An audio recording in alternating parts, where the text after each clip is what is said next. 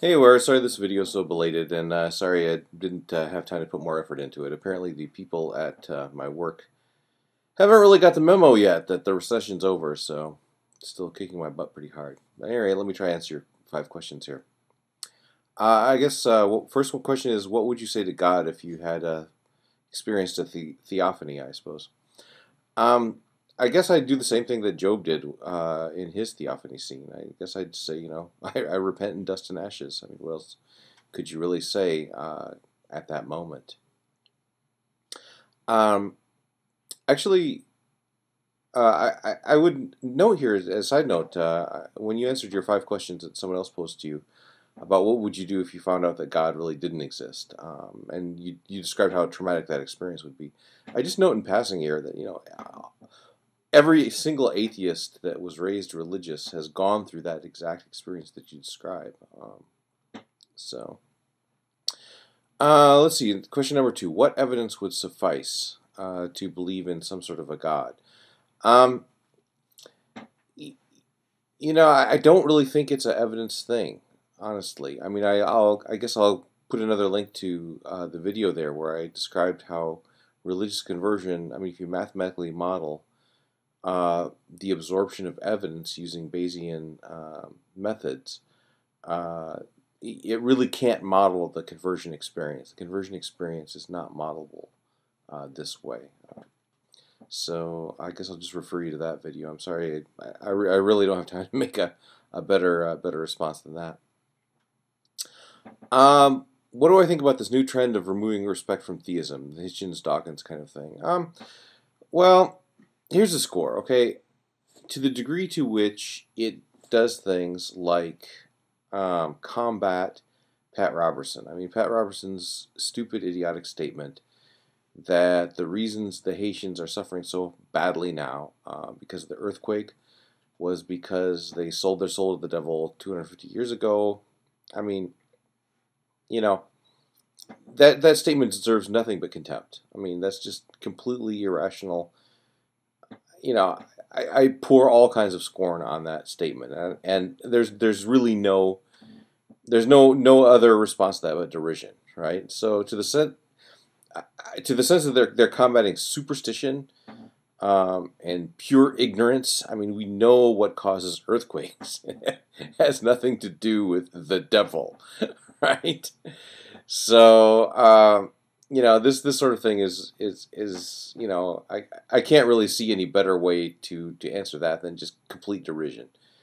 So I don't know.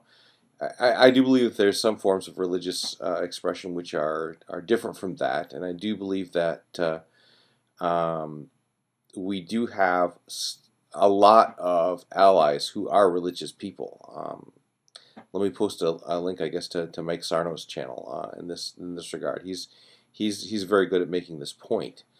On almost any issue that you want to get something done on, or that you want people to side with you on, or you need somebody's help with.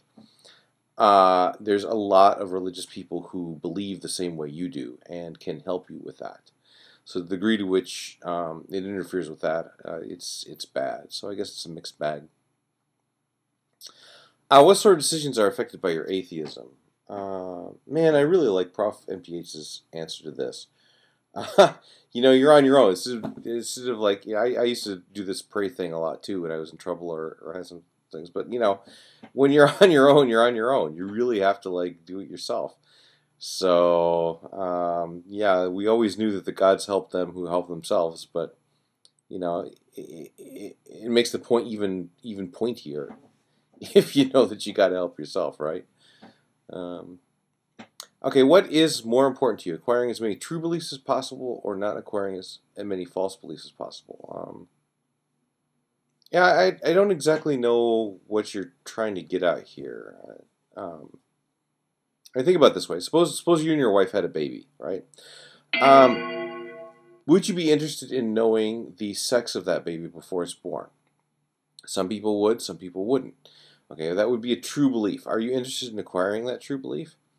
I can think of people who might want to acquire that belief or might not want to acquire that belief.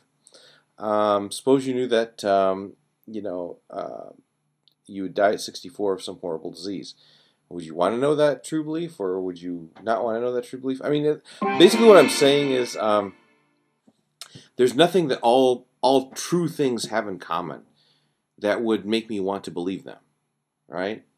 I mean, the exact number of rocks that there are on Phobos, for example. I mean, that's not really something that I'm interested in knowing.